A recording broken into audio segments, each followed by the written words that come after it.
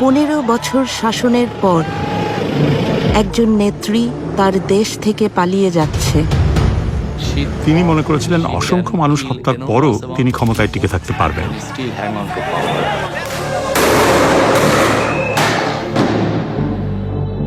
Al Jazeera একজন নির্মম প্রধানমন্ত্রীর অন্তিম সময় প্রকাশ করছে। এখন লেটার লিখবেন, ব্যবহার করবে, যেখানে পাবে সেটা গুলি করবে। শেখ হাসিনার ক্ষমতায় থাকার লড়াইয়ের শেষ প্রহর। তিনি সেনাপ্রধানকে জিজ্ঞাসা করেছিলেন যে আপনি এই লোকজনদের গুলি করে সরাচ্ছেন না কেন? পুলিশ খুব ভালো কাজ করছে, তারা মানুষ মারছে।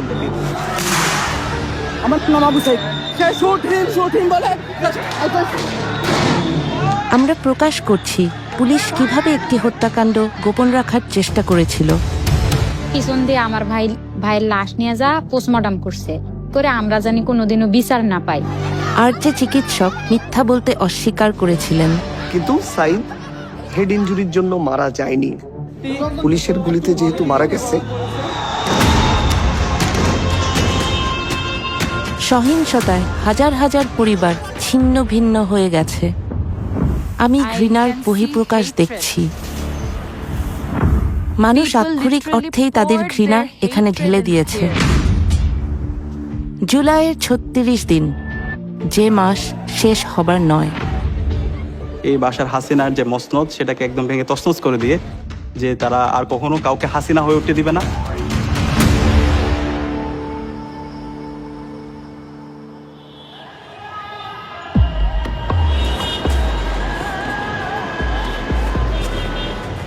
সতেরো কোটি মানুষের দেশ বাংলাদেশ। এর 1/3 তরুণ, কিন্তু তাদের কাজের সুযোগ খুবই সীমিত। রাজনীতিবিদরা এমন কোনো অর্থনীতি তৈরি করবেন যেখানে কাজের সুযোগ সৃষ্টি হবে। তরুণদের অনেকেই একথা বিশ্বাস করে না। 2024-এর জুনে বাংলাদেশের ছাত্ররা সরকারি চাকরিতে মুক্তিযোদ্ধাদের পরিবারের জন্য সংরক্ষিত কোটা ব্যবস্থার অবসান চেয়েছিল।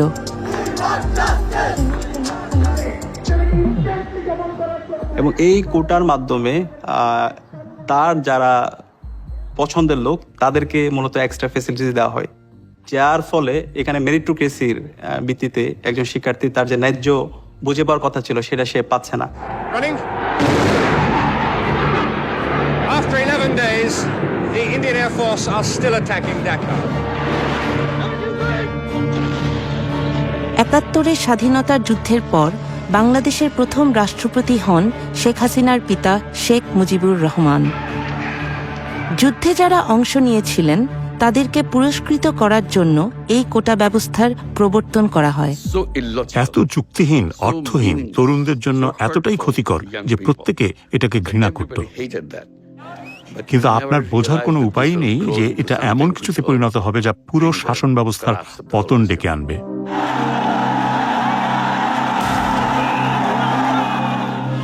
স্বাধীনতা যুদ্ধ এবং সেই যুদ্ধে তার বাবার ভূমিকা হয়ে ওঠে শেখ হাসিনার রাজনীতির মূল বয়ান। তিনি ভাবতেন এই দেশের স্বাধীনতা তার বাবা এনেছে, এই দেশ তার পৈতৃক সম্পত্তি। তিনি ভাবতেন এই দেশ তার রাজতন্ত্র। বাংলাদেশের রাজনীতির ইতিহাস সহিংস। 1975 সালে হাসিনার বাবা এবং পুরো পরিবার একটি রক্তাক্ত সামরিক অভ্যুত্থানে নিহত হন। প্রাণে বেঁচে যান শেখ হাসিনা এবং আওয়ামী লীগকে নেতৃত্ব দিয়ে ক্ষমতায় ফিরে আসেন 1996 সালে।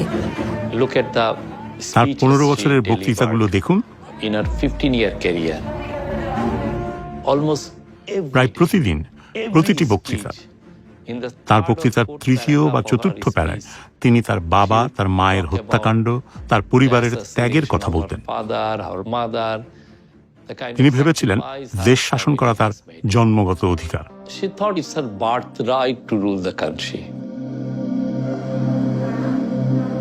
ছাত্রছাত্রীদের বিক্ষোভ যখন তীব্র আকার ধারণ করে তখন শেখ হাসিনা হয়ে ওঠেন আক্রমণাত্মক। মুক্তিযুদ্ধের বিরুদ্ধে এত ক্ষোভ কেন? তার কথা আন্দোলনরত শিক্ষার্থীদের আরো বিক্ষুব্ধ করে তোলে। মুক্তিযোদ্ধাদের নাতিপুতিরাও পাবে না, তাহলে কি রাজাকারের নাতিপুতিরা পাবে? সেটা আমার প্রশ্ন, দেশবাসীর কাছে প্রশ্ন, যে রাজাকারের নাতিপুতিরা সবকিছু পাবে, মুক্তিযোদ্ধারা পাবে না। মুক্তিযুদ্ধের সময় যারা বাংলাদেশের বিরোধিতা করেছিল তাদেরকে বলা হয় রাজাকার, বিশ্বাসঘাতক।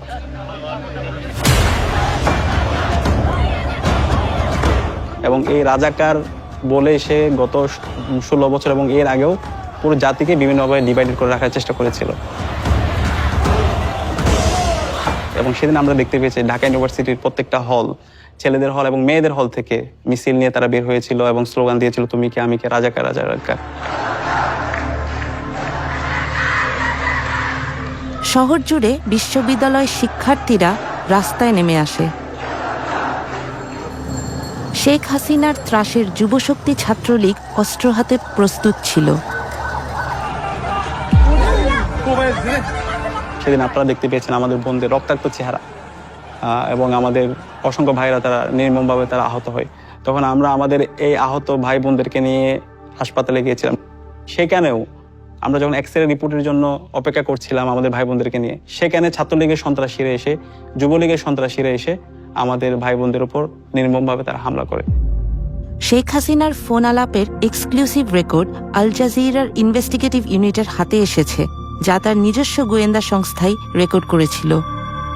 ডিজিটাল ফরেনসিক অ্যানালাইসিসের মাধ্যমে সকল ফোন রেকর্ড যাচাই করা হয়েছে। এই ফোন আলাপে ছাত্রদের উপর নৃশংস হামলার 48 ঘন্টা পর শেখ হাসিনা ছাত্রলীগ নেতাদের সাথে কথা বলেন।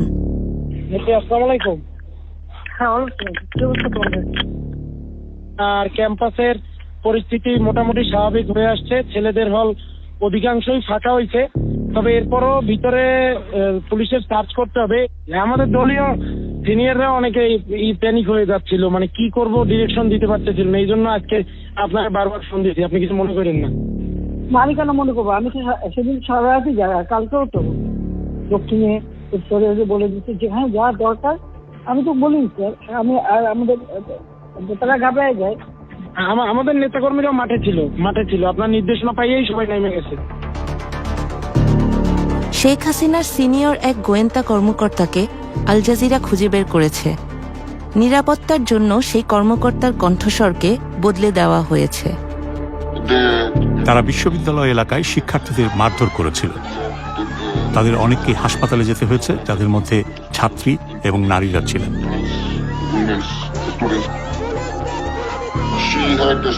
দলের উপর তার কঠিন নিয়ন্ত্রণ ছিল। ছাত্রলীগ এবং আমি বলবো দেশের প্রতিটি সেক্টরে সবকিছুর উপর তার একচ্ছত্র নিয়ন্ত্রণ ছিল। পর্যদুস্ত প্রধানমন্ত্রী বিশ্বাস করতেন এই বিক্ষোভের পেছনে বিএনপি এবং জামাতে ইসলামীর হাত রয়েছে।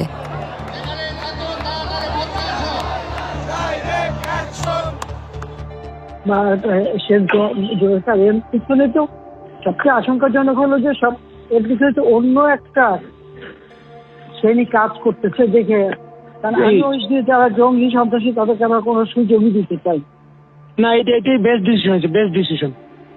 সবসময় তো আমি তো জানি, আমরা তো আন্দোলন সংগ্রাম করে পড়তে আসছি। নিজের গোয়েন্দা কর্মকর্তাদের তিনি বিশ্বাস করতেন না। আমি বললাম, স্যার, এই যে রাস্তায় আপনার বিরুদ্ধে লোকজন দেখছেন, এরা সাধারণ মানুষ। এদের অনেকেই কোনোদিন রাজনীতি করেনি। এরা সাধারণ মানুষ, এরা সাধারণ শিক্ষার্থী।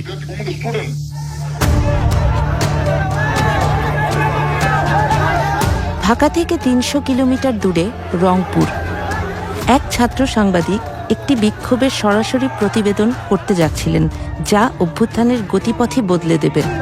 তো সেদিন আমরা যখন ক্যাম্পাসের প্রথম গেটে আসি, আমাদের উদ্দেশ্য ছিল সাংবাদিকতার প্রফেশনাল জায়গা থেকে নিউজের উদ্দেশ্যে আমরা বের হই।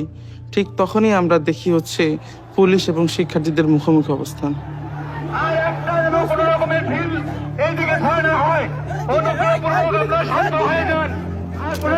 পুরো ঘটনা যখন আমি নিজে নিজে ভাবি, পুরো ঘটনাটা আমার কাছে মনে হচ্ছে ওরা আবু সাইদ টার্গেট ছিল শুরু থেকেই। মেধাবী ছাত্র আবু সাইদ হতে যাচ্ছেন আন্দোলনের একটি গুরুত্বপূর্ণ চরিত্র। আর যখন শিক্ষার্থীদের সাথে যখন পুলিশের মারামারি হয়, পুলিশ 5 জন পুলিশ মিলে এসে সরাসরি আবু সাইদের উপর অ্যাটাক করে। যখন আমি দেখি আবু সাইদের উপর অ্যাটাক শুরু করে 5 জন পুলিশ লাঠি দিয়ে, তার মাথায় পুলিশ যখন তাকে মারতেছিল, এতটা পুলিশ একসাথে মারতেছিল, আবু সাইদ তখনও তার পুলিশকে একটা কথা বলেন, তখনও ঠিক তাকে মানে তার মুখ থেকে এটাও আসেনি যে আমাকে সেভ করেন। একজন শিক্ষার্থীকে মাথা ফেটে যাচ্ছে, মাথা থেকে রক্ত বেরোচ্ছে। আপনার নাম কি? আমার নাম আবু সাইদ, আমি ইংলিশ ডিপার্টমেন্ট 12 ব্যাচের স্টুডেন্ট। 12 ব্যাচের এক শিক্ষার্থীকে পুলিশ অতর্কিত হামলা করে তার মাথা ফাটিয়ে দিয়েছে। সে শুট হিম বলে চিৎকার করছে। ছাত্র সাংবাদিক ভিডিও গ্রহণ করছিলেন এবং বর্ণনা করছিলেন কি ঘটছে। যখন শিক্ষার্থীরা 1 নম্বর গেটে চলে আসে, সেই মুহূর্তে পুলিশ শিক্ষার্থীদের বাধার মুখে পড়ে ক্যাম্পাসের ভেতরে চলে যায়। গুলি করতে প্রিপারেশন নিচ্ছিল, তার পাশে যিনি ইনস্ট্রাকশন দিচ্ছিল উনি যখন এটা বুঝতে পারে, তখন উনি গুলি করার জন্য ওনাকে নিষেধ করে।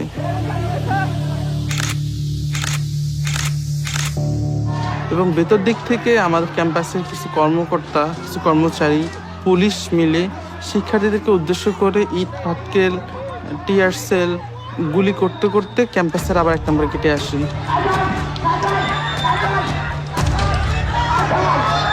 ঠিক সেই মুহূর্তে যখন শিক্ষার্থীরা চলে যাচ্ছিল পুলিশের বাধার মুখে পড়ে, আবু সাইদ তাদেরকে ক্যাম্পাসের 1 নম্বর গেটে অবস্থান নেওয়ার জন্য, ইন্সপায়ার করার জন্য সে শুট মি বলে নিজের বুকটাকে ঠিক তখন পেতে দেয়। প্রথম গুলিটা লাগে তার পেটে। যখন সে তার পেটে লাগে, সে বুঝতে পারে তার পেটে কিছুটা লাগছে। ঠিক সেই মুহূর্তে একজন পুলিশ ঠিক তার খুব কাছে এসে ঠিক তার বুক বরাবর গুলি করে।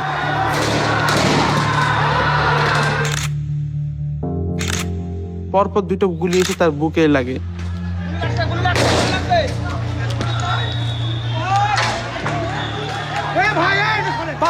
শিক্ষার্থী গুলিবিদ্ধ হয়ে লুটিয়ে পড়েছে, ওকে ধরার জন্য কেউ আসছে না। সাধারণ শিক্ষার্থীরা দ্রুত এগিয়ে আসেন। ঠিক সেই মুহূর্তে পুলিশ যে 4 জন 5 জন আমরা ছিলাম, আমরা আবু সাইদ ভাইকে নিয়ে যাওয়ার জন্য নিয়ে যাচ্ছিলাম। ঠিক আমরা যাতে আবু সাইদ ভাইকে না নিয়ে যেতে পারি, যাতে সেখানেই মারা যায়, পুলিশের উদ্দেশ্যটা ছিল ঠিক এরকম। তাদের এরকম একটা ক্রিয়েট করছিল তার পরিবেশটা। ঠিক তারা সেই উদ্দেশ্যে আবার আমাদেরকে গুলি করে।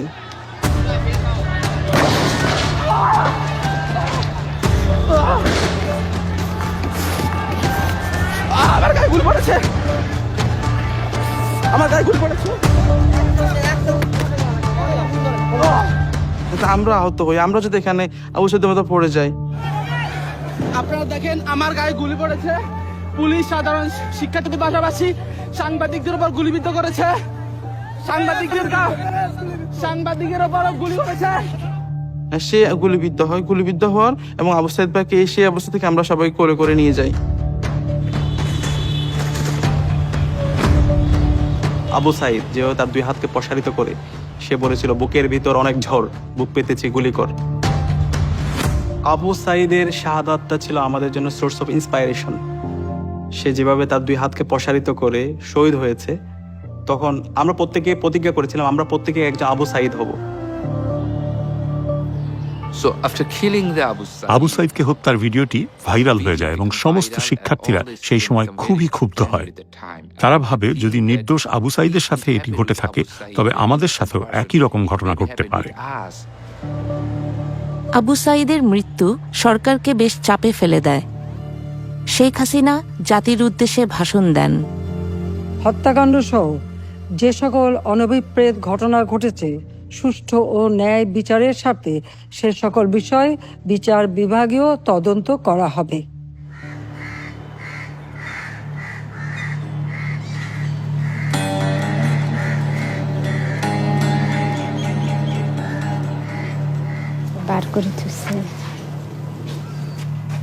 আবু সাইদের পরিবার গণভবনে এসেছেন, যা প্রধানমন্ত্রীর বাসস্থান।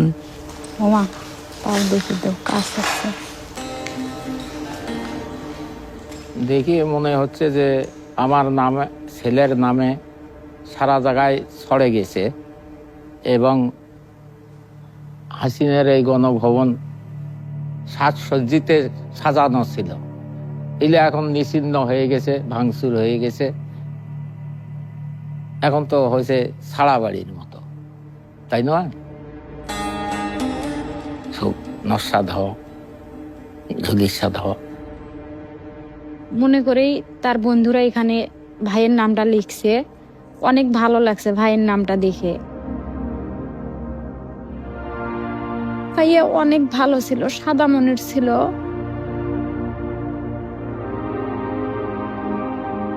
পিছন দিয়ে আমার ভাইয়ের লাশ নিয়ে যা পোস্টমর্টম করছে।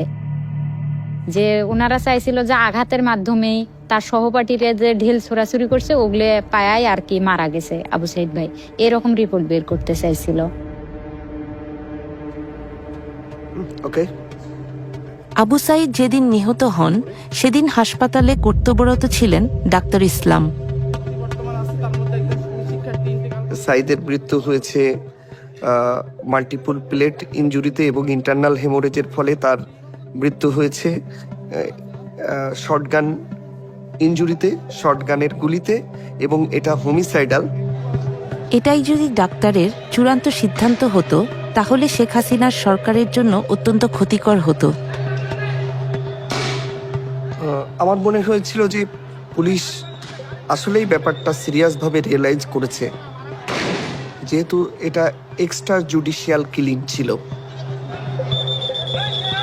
পুলিশ ফেঁসে যাচ্ছে যে পুলিশ গুলি করে মেরে ফেলছে, এই জন্য তারা চাচ্ছিল যে আমি যেন হেড ইনজুরিটাকে ফোকাস করি। আল জাজিরার হাতে আসা গোপন কল রেকর্ডিং থেকে জানা যায় যে হাসিনার সবচেয়ে বিশ্বস্ত মিত্র সালমান এফ রহমান পুলিশ প্রধানকে ফোন দিয়েছেন। হ্যালো, আচ্ছা মামুন, ওই যে রংপুরে যে আবু সাইদ যে মারা গেল, ওর পোস্টমর্টম হয়েছে? রিপোর্ট পাইছেন আপনারা? এখনো পাইনি। চিকিৎসক ইসলামকে প্রচুর চাপের সম্মুখীন হতে হচ্ছিল। সাইদের গুলিবিদ্ধ হওয়ার পর থেকেই 3টার পর থেকে পুলিশ আমার সাথে যোগাযোগ করে। আমার কাছেও অনেক দিক দিয়ে ফোন আসছিল যে অটোপসি হচ্ছে কিনা, হবে কিনা। এখনো পান নাই কেন? এত সময় লাগে কেন? এটা আমাদেরকে দেয় নাই স্যার, এবং আমাদের সাথে তো ওরা লুকোচুরি খেলে। এবং পুলিশের ঊর্ধ্বতন কর্মকর্তারা 4:30, 5টার পর থেকে আমার সাথে কথা বলতে শুরু করে, এবং তারা এটা খুব গুরুত্বের সাথে করে, যেহেতু লাইভ প্রোগ্রামে গুলি হয়েছে সারা বিশ্ব, এবং তারা আমাকে বলে যে দ্রুত পোস্টমর্টমটা করে দিয়ে যেন আমি লাশটা ডিসপাস করে দিই, এবং এটাও বলে যে সাইদের মাথায় কিন্তু আঘাত হয়েছে, এটাকে আপনি ফোকাস করবেন বেশি। বডি পোস্টমর্টম করা হয়েছে তো? করা হয়েছে তো, রংপুর মেডিকেল করেছে, আমাদেরকে পোস্টমর্টম রিপোর্ট দিতে সময় লাগবে কেন? যদি করে তাকে লুকিচুরি কে খেলতেছে? Rangpur medical? Rangpur medical report আমাকে 5 বার লিখতে হয়েছে। আমি প্রতিবার রিপোর্ট লিখি, জমা দিতে যাই, পুলিশের মনোপুত হয় না। শেখ হাসিনার গোয়েন্দা সংস্থার প্রধানরাও মেডিকেল রিপোর্টটি সংগ্রহ করার চেষ্টা করছিলেন। প্রধানমন্ত্রী আমাকে বললেন যে আবু সাইদ গুলিতে মারা যাননি। আমি ডাক্তারদের কাছ থেকে রিপোর্টটা পাচ্ছিলাম না।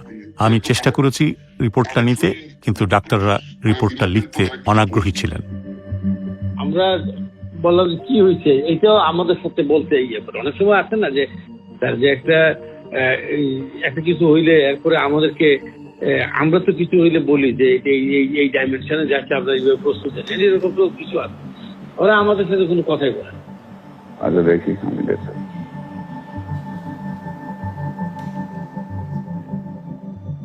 এটা ফোন কলটা আমি আজকেই প্রথম আপনাদের মাধ্যমে জানতে পারলাম, কিন্তু আমার যেটা মনে হয়েছে যে এটা সরকারের সর্বোচ্চ মহল থেকেই আবু সাইদের রিপোর্টকে মানে টেম্পারিং করার সর্বোচ্চ চেষ্টা করা হয়েছে।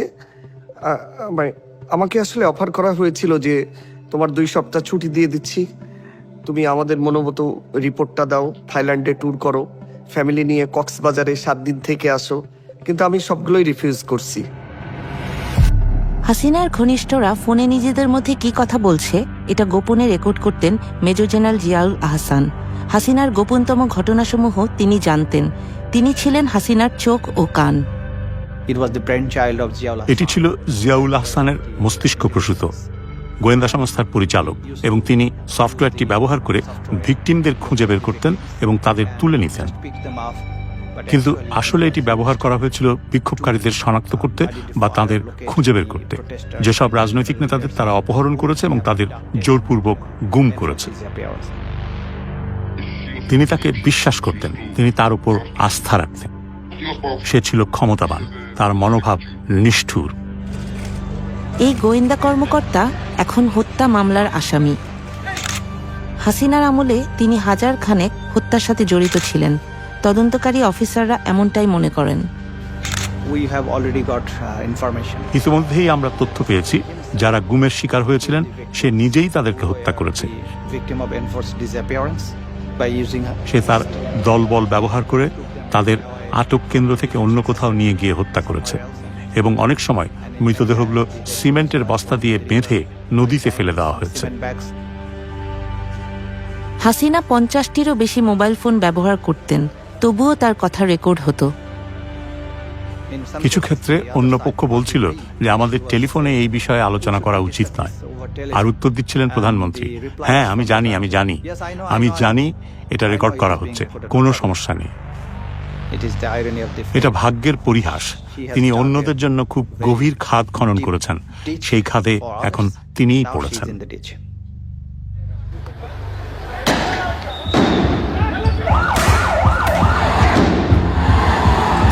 এরই মধ্যে রক্তক্ষয়ী লড়াই শুরু হয়ে গেছে। শত শত তরুণ বিক্ষোভকারীকে গুলি করে হত্যা করা হয়েছে, আহত হয়েছে হাজার হাজার মানুষ। চেস্টে বুলেট ইঞ্জুরি পাইছি, আমরা ফেসে বুলেট ইঞ্জুরি পাইছি, বুলেট ইঞ্জুরি পেশেন্টগুলো খুব বেশি পাইছে, এবং চাপাতিতে যে আঘাত করাটা বলে, যে নাইফ দা ছুরি দিয়ে আঘাত করে স্ট্যাব ইঞ্জুরি, এগুলো আমরা অনেক বেশি পেশেন্ট পাইছি শেষের দিকে এসে।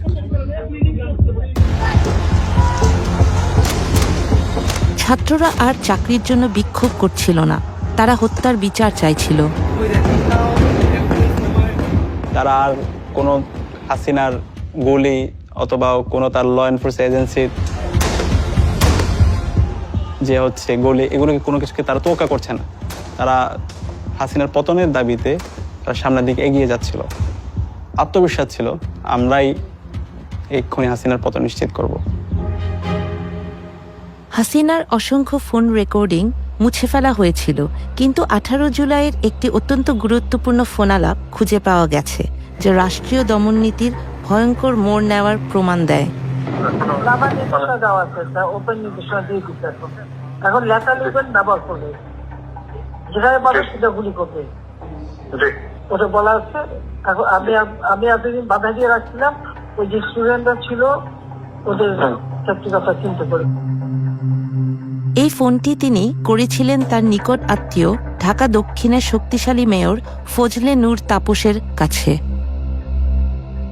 আর যেখানে গ্যাদারিং দেখবে সেখানে ওই উপর থেকে, এখন উপর থেকে পাচ্ছি, অলরেডি শুরু হচ্ছে কয়েকটা জায়গায়। এই অভিযানের একটি সাংকেতিক নাম ছিল, যা অপারেশন ক্লিন ডাউন নামে পরিচিত, যেখানে সর্বাধিক সংখ্যক বিক্ষোভকারী জড়ো হয় সেখানে ড্রোন ব্যবহার করে, এবং তারপর তারা হেলিকপ্টার পাঠায় তাদের হত্যা করার জন্য। থেকে টিয়ার গ্যাস মারছে এবং ওই সঙ্গে বুলেট ডাইরেক্ট শর্ট করছে। তো আমরা ওইরকম শর্টের পেশেন্ট পাইছিলাম উপর থেকে, ডিরেক্ট শর্টের পেশেন্ট অ্যাবাউট 4 থেকে 5 জনের মতো ওই সময়। যখন আমাদের হসপিটালের সামনে টার্গেট করে হেলিকপ্টারতে গুলি এবং টিয়ার শেল ফেলানো হয়েছে।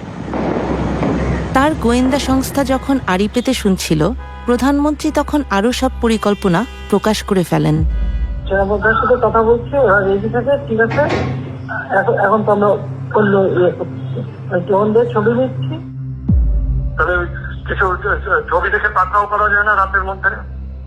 সবগুলিকে অ্যারেস্ট করতে বলছি রাত্রে। পাকড়াও করলে না, ওটা বলা হয়েছে, ওটা র্যাব, জিএফআই, সবাইকে বলা হয়েছে যে যেখান থেকে যে কটা পারবো ধরে ফেলবে। শিক্ষার্থীদের হত্যার জন্য আওয়ামী লীগ সরকারের বিরুদ্ধে মামলা লড়ছেন Tajul Islam. It was a shock. এটা সত্যিই বিস্ময়কর ছিল। একটি দেশের, একটি গণতান্ত্রিক দেশের প্রধানমন্ত্রী হিসাবে তিনি বিক্ষোভকারীদের হত্যার নির্দেশ দিচ্ছেন, বেশিরভাগই তরুণ ছাত্র, এবং তিনি নির্দেশ দিচ্ছেন প্রাণঘাতী অস্ত্র ব্যবহার করে এই লোকদের হত্যা করার জন্য। 19শে জুলাই শেখ হাসিনা সেনাবাহিনীকে রাস্তায় নামার নির্দেশ দেন।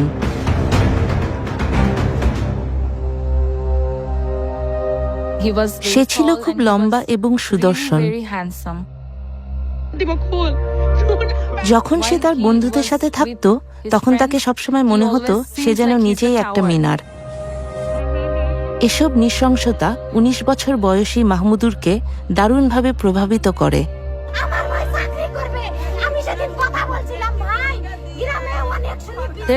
একটা ভিডিও ছিল, আবু সাইদের বোন কাঁদছিল। আমার ভাই সেটা ফেসবুকে শেয়ার করে এবং সে বলছিল, আমার মনে হচ্ছে এটা আমার বোন, তাই আমি এটা নিতে পারছি না। আমরা তাকে বাইরে যেতে দিচ্ছিলাম না। সে একদিনে গিয়েছিল এবং সেটাই ছিল তার জীবনের শেষ দিন। সেদিন ছিল জুলাইয়ের 19 তারিখ। বাসা থেকে সে বের হয় 3:10-এ। 3:26-এ সে আমাকে ফোন করে। আমি তাকে বকাবকি করছিলাম আর আমি তার সাথে চিৎকার করছিলাম, তোমাকে বাড়ি ফিরে আসতে হবে। সে বলল, আচ্ছা আমি আসছি। জাস্ট 11 মিনিট পর সে মারা গেল।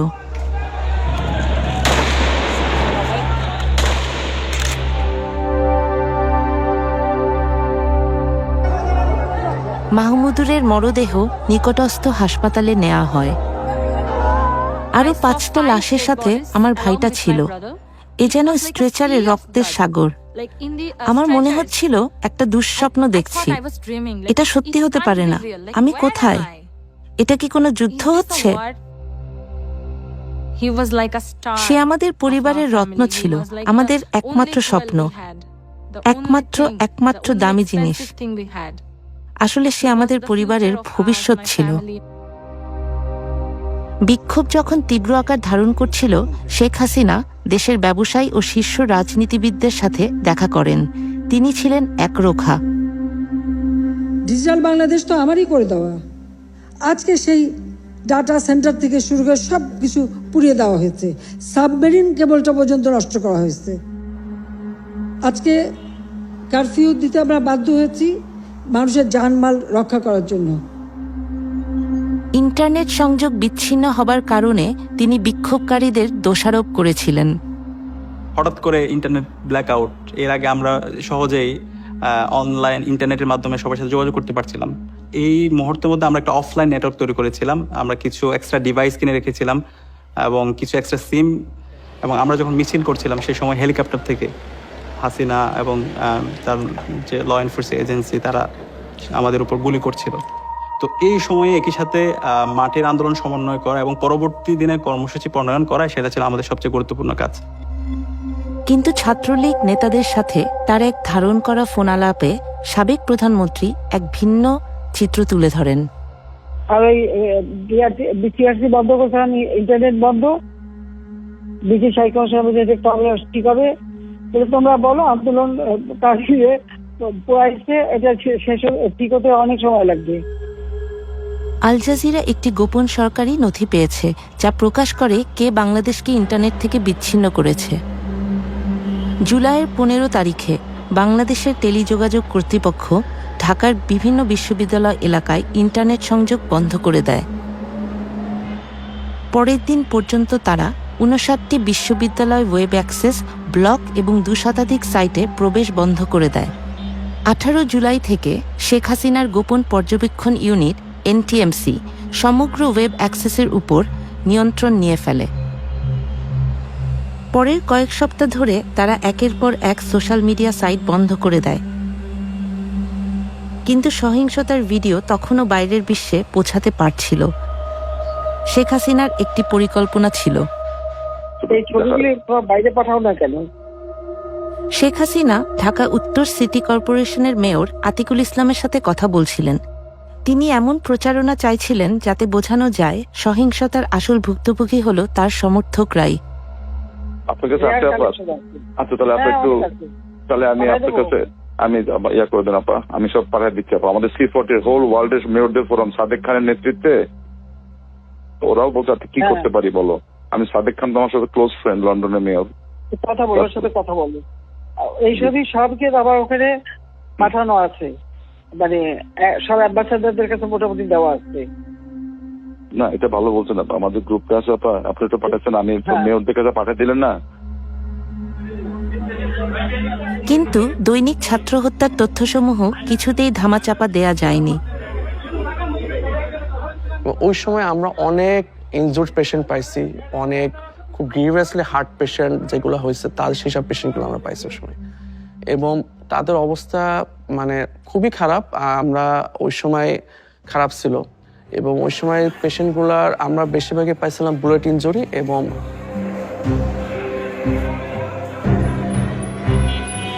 মৃতের সংখ্যা বাড়ার সাথে সাথে মানুষের ক্ষোভও বাড়ছিল।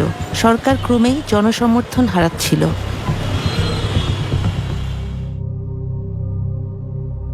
কয়েকদিন পরে হাসিনা এই গণভবনে নিয়ে আসলো বাধ্য করে, সব প্রশাসনেরা নিয়ে গাড়ি যাওয়া আসে, থাকা খাওয়া সব ফ্রি, চলো তোমাকে যাওয়াই নাই। বিক্ষোভে নিহতদের পরিবার যারা তাদের সন্তান হারিয়েছেন তাদের সাথে শেখ হাসিনা দেখা করার আয়োজন করলেন। বুঝি নাই, মূর্খ মানুষ তো। বুঝি নাই কি, বাধ্য করে আনছে তো, না আসলে হয়তো অন্য অত্যাচার করলেই হয়। না, আমরা ওই জায়গায় বসেছিলাম, মানে জায়গাটা ছিল ওই জায়গায়, আমাদেরকে সামনে বসতে দিছিল। তো তখন শেখ হাসিনা আসিয়ে মানে একটা লিস্ট করা ছিল শহীদ ফ্যামিলির, তো ফার্স্টে আমাদের নাম ছিল। তো আমরা ওখানে ছিলাম, আমরা দাঁড়াইছিলাম, তো শেখ হাসিনা আমাদের কাছে আসছিল। তখন ওনারা বলল যে হ্যাঁ, তোমার ভাইয়ের বিচার আমরা করব, এটা তদন্ত করে আমরা দেখতেছি কে মারলো কি করলো। তখন আমি বলছিলাম যে আমার ভাইয়ের যে পুলিশে গুলি করে মারছে এটা তো ভিডিও ফুটেজে দেখাই যাইতেছে, এটার আবার তদন্তর কি দরকার।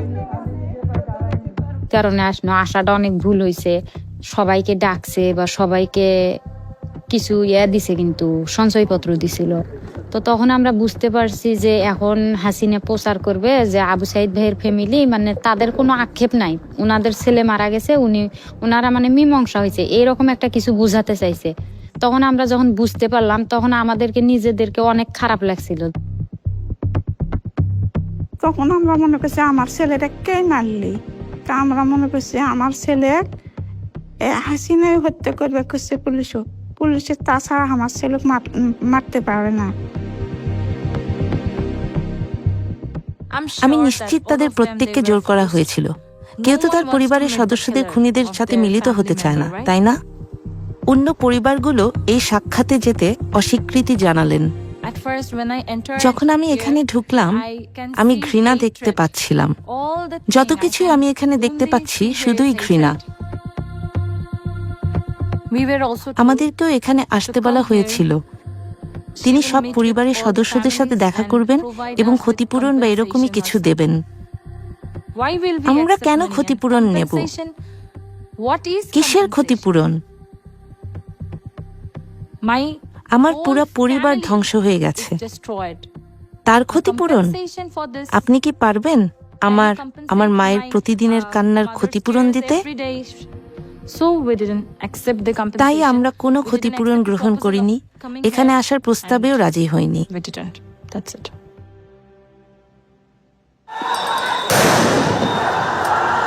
হাসিনার বাসস্থানের বাইরে সহিংসতা ধীরে ধীরে নিয়ন্ত্রণের বাইরে চলে যাচ্ছিল। সে শিকারের মেজাজে ছিল, আর তার চোখ যেন শিকার খুঁজছে। আর সে কিছু বন্য প্রাণী মারতে চায়, কিন্তু সে আসলে নিজের দেশের মানুষদের মারছিল।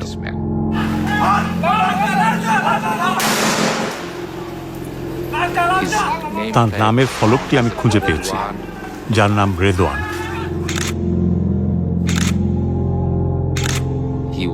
সে ছিল স্পেশাল সিকিউরিটি ফোর্সের সদস্য। সে শেখ হাসিনার জন্য কাজ করত। সে কিভাবে গুলি করতে পারে নিজের দেশের লোককে?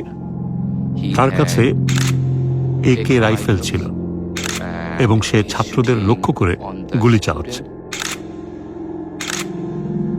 আমি তাকে জিজ্ঞাসা করেছিলাম, এটা কি ধরনের রাইফেল? এটা কি অ্যাসল্ট রাইফেল? এটা কি প্রাণঘাতী? তিনি হ্যাঁ বলেছিলেন। তদন্ত সংস্থা তার সাক্ষাৎকার নিয়েছে, জিজ্ঞাসাবাদ করেছে এবং সে বলে, আমি কিছু লোকের সাথে কথা বলেছি। সে সরকারের উচ্চপদস্থ কর্মকর্তাদের কাছ থেকে নির্দেশনা নিচ্ছিল। সে একটি উদাহরণ স্থাপন করার চেষ্টা করছিল এবং দেখানোর চেষ্টা করছিল যে সে শেখ হাসিনার প্রতি কতটা অনুগত। সেদিন তখনও পর্যন্ত আমরা জানতে পেরেছিলাম যে প্রায় 20 জনেরও বেশি লোককে হত্যা করা হয়েছে।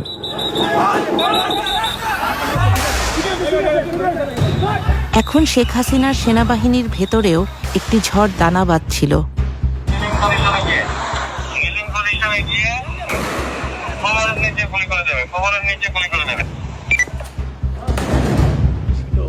ঢাকার পুলিশ কর্মকর্তাদের কাছে পাঠানো পুলিশ কমিশনার হাবিবুর রহমানের একটি রেডিও বার্তা আল জাজিরা সংগ্রহ করেছে।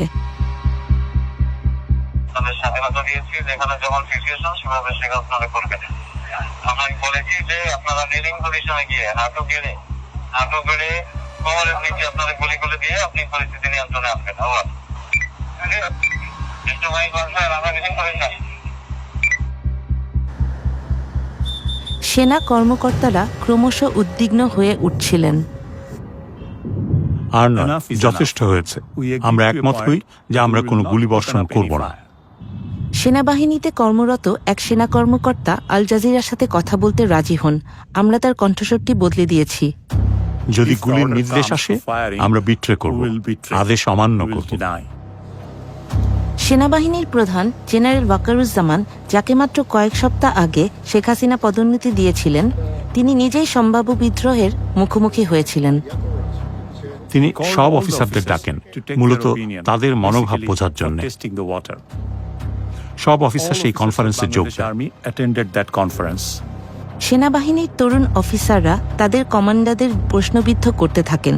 তারা ভীষণ রাগান্বিত ছিলেন।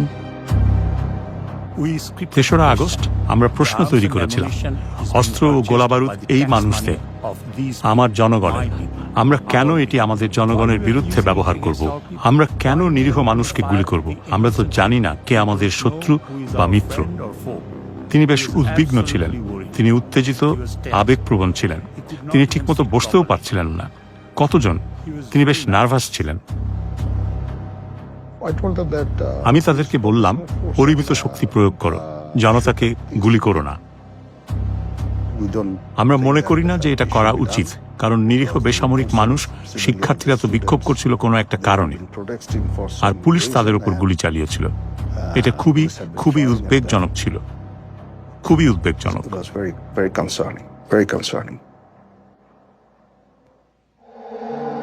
গোপন ফোন রেকর্ড আরও সাক্ষ্য দেয়, শেখ হাসিনার একটি চেইন অফ কমান্ড ছিল। এবারে কোনো কথা নাই, এবার একবার শুরুতে দিবা, বলে দেবো, দেওয়া দেবে, বলতে বলতে থাকবে। হাসিনার ব্যক্তিগত সামরিক সচিব কর্নেল রাজীবকে একটি ফাঁদ পাতার নির্দেশ দেয়া হয়। জমা হয় সব তো এখন শুধু ওই অল্প জমা থাকলে করতে হবে, তাহলে ওনারা আসবে না। ঠিক আছে স্যার। 3 তারিখে তিনি আবারও পদত্যাগের কথা বললেন। মানুষ মরছে, মানুষ খুন হচ্ছে। তিনি জানতেন যে তাকে ক্ষমতায় থাকতেই হবে, যাই হোক না কেন। তাই 4র্থ দিনটিও ছিল খুবই নৃশংস একটি দিন।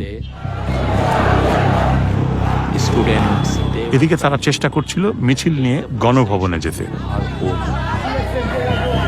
কিন্তু মিছিলকারীরা আগাতে পারছিল না, কেননা পুলিশ সমানে গুলি করে হত্যাযজ্ঞ চালাচ্ছিল।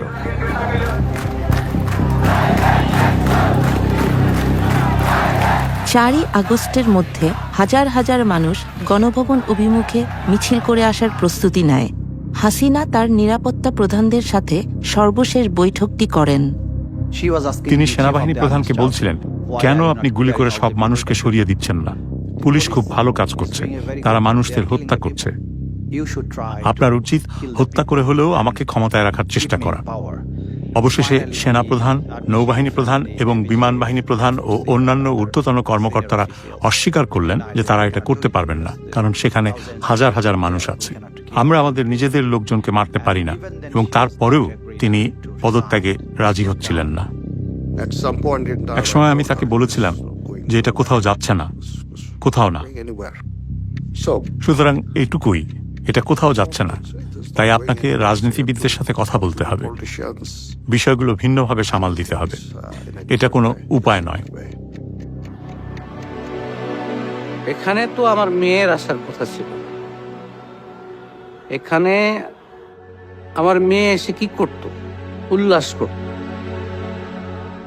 বিলাসবহুল বাড়ি, যেখান থেকে শেখ হাসিনা শুধু দুষ্ট মন্ত্র চালাইত। গণভবন ঘেরাও করতে আসা হাজার হাজার মানুষের একজন নাফিসা, যার বয়স 17। নাফিসার পড়াশোনা শেষ করার পরে ওর স্বপ্ন ছিল ও ডাক্তার হবে, বাইরে যাবে, বিদেশে যাবে। ঠিক 10:30টায় আমাকে 2টা ছবি পাঠিয়েছে। এটি ছিল এ অভ্যুত্থানের শেষতম দিন, একই সাথে নৃশংসতম দিনও বটে। তখন ঢাকার প্রত্যেকটা প্রবেশ মুখ থেকে লক্ষ লক্ষ জনতা তারা গণভবন অভিমুখে রওনা দিয়েছে। ওরা অনেক দূর আগায় গেছে, একেবারে ঠিক যাইতেছে। এর মধ্যে পুলিশ টিয়ার শেল মারে, গ্যাস মারে, তারপরে সাউন্ড গ্রেনেড মারে। আমি শুনতেছি মোবাইলে সবকিছু। বাসায় যাও, কেউ বলছে যে আব্বু আমি কিন্তু বাসায় যাব না।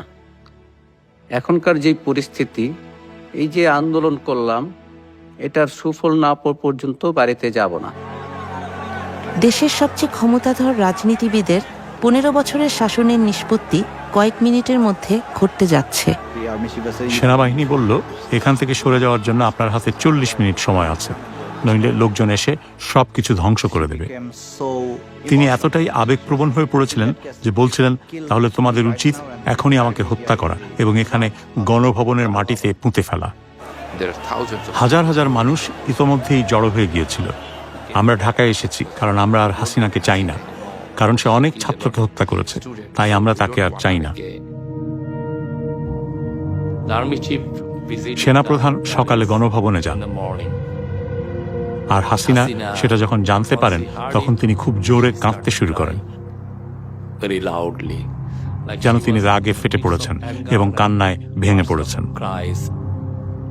আমাদের ধারণা ছিল আজই সেই দিন, কেননা সব লোক যদি আসে এবং তাদের সরাসরি হাসিনার প্রাসাদে যাওয়ার কথা, এটা নৃশংস একটা ব্যাপার হবে। এটা ছিল হাসিনার ক্ষমতার অন্তিম সময়। পুলিশ তবুও বিক্ষোভকারীদের উপর গুলি ছড়ছে। ঠিক 20 মিনিট পর আমাকে ফোন দিল, তখন বাজে 12:40। বলতেছে আমি গণভবনের দিকে যাচ্ছি, যদি বিজয় আসে আলহামদুলিল্লাহ, আর যদি না আসে তাহলে তো জানবাই। তিনি ভাবলেন বিপুল সংখ্যক মানুষকে হত্যা করে তিনি ক্ষমতায় টিকে যেতে পারেন। ঠিক আছে, তাদের এখানে আসতে দেন। কিন্তু তার বিশেষ নিরাপত্তা বাহিনী, যারা প্রাসাদের পাহারা দেয়, যারা নিরাপত্তা দেয়, তারা বলল যে আমরা পারব না, জনসমুদ্র নিয়ন্ত্রণ করার কোনো উপায় নেই, আমরা এত মানুষকে হত্যা করতে পারি না। 15 মিনিট আবার পর ফোন দিল আমাকে, যাবো তুমি টিভি দেখো। Breaking news story: Bangladesh Prime Minister Sheikh Hasina has resigned. জনতার বিপুল স্রোত যখন গণভবনমুখী, তখন শেখ হাসিনা শহর ছেড়ে পালিয়ে গেলেন। আমি যাকে তখন তাকে ফোন করি, তো ওই পার থেকে একটা ছেলে মোবাইলটা রিসিভ করে বলতেছে মোবাইলটা যার, সেই মেয়েটা গুলিবিদ্ধ হয়েছে। কিছুই নিতে পারি না, শুধু মোবাইলটা হাতে আমি দৌড়তেছি। নৌকা পার হওয়ার মাঝামাঝি যাওয়ার পরে আমার মেয়ে মোবাইল লক খুলে মাস্ক সরাইয়া আমাকে ফোন দিছে, আব্বু আমি মনে হয় বাঁচবো না, আমার লাশটা তুমি নিয়ে যেও, আমি মরে যাব। এই কথাটা যখন বলছে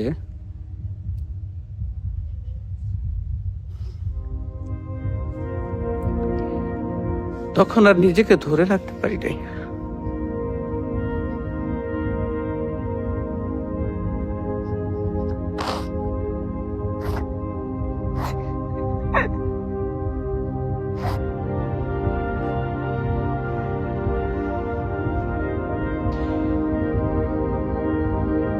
তো দৌড়াইতে দৌড়াইতে যাইতেছি, আসলে যখন গেছি তখন নাফিসার মামা ফোন দিয়া বলতেছে যে ভাই আপনার মেয়ে আর নাই।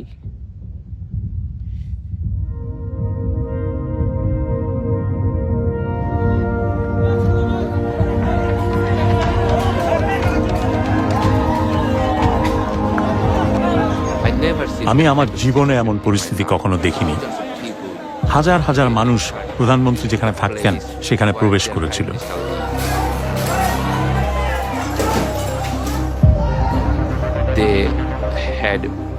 তার উপর তাদের প্রচন্ড রাগ ছিল।